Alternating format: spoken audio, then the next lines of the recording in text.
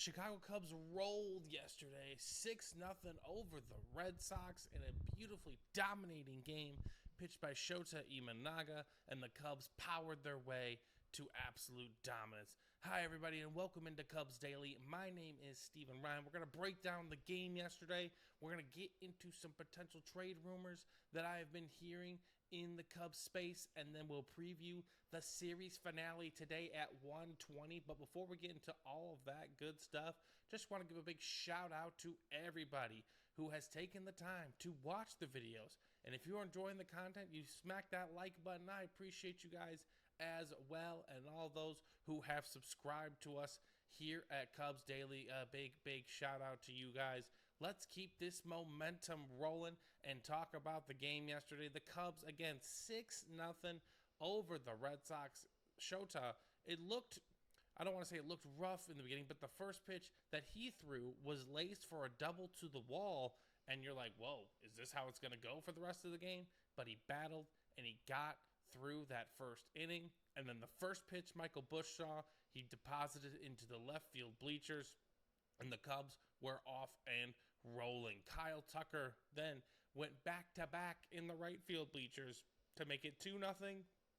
Vidal Brujan chipped in with a sac fly a few innings later, and then one by one, it went Matt Shaw, Ian Happ, and Pete Crow Armstrong. Or actually, I'm sorry, it went Pete Crow Armstrong and then Ian Happ to make it 6-0, and that was all she wrote for this one. Again, Showtime went 7 innings, no runs, just beautifully pitched baseball. He has been everything and more that the Cubs signed for last offseason, and he has really stabilized this staff during these tough times, especially while he was injured, and then now with, just the myriad of injuries that continue to pile up for this pitching staff. We know the Cubs need to go out and get a starter, but there are other things that they might need as well. But before we get into all that, again, 6-0 Cubs, beautiful game.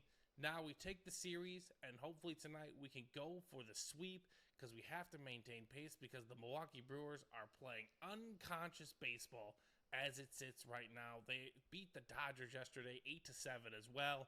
Just incredible stuff that they are doing. They do not have one player that has an over 800 OPS. Not that OPS is the end-all be-all, but generally, if you have a high OPS, that means you're getting multiple bases at a time, and when that happens, usually lots of runs are scored. But either way, the Cubs maintain pace, and they go against their old foe today from the South Side. We're going to preview that game here at the end of the video, but I do want to talk about maybe a potential solution to a problem that the Cubs have been seeing, right?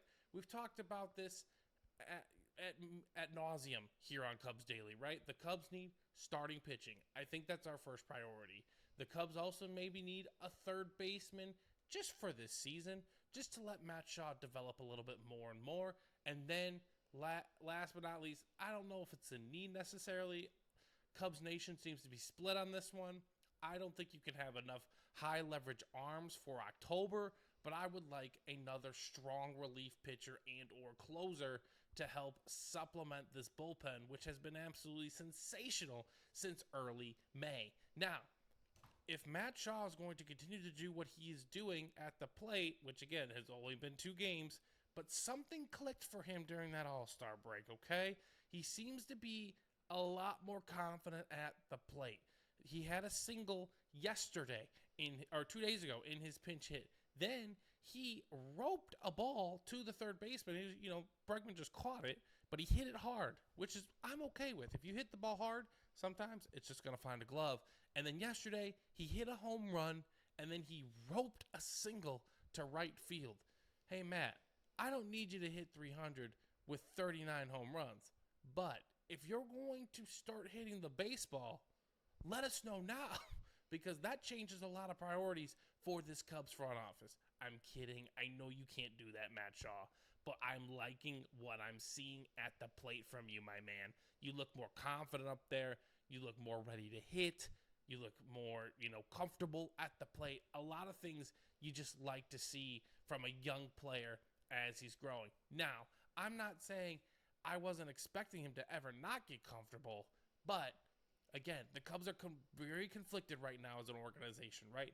Not in the sense of do we sell or do we trade, but hey, we have a chance to go win the title this year. We have a good enough ball club to win the title this year, but we also have young talent that does need the reps and the proper development still. And you can't rush that development, unfortunately. So, were the Cubs maybe looking at other third basemen to supplement Matt Shaw, keep him, off the bench as more of a nice substitution guy? But either way, if Matt Shaw wants to play like this, then maybe he's going to be the third baseman, and the Cubs just need to ride that aspect out and could really focus on acquiring some starting pitching.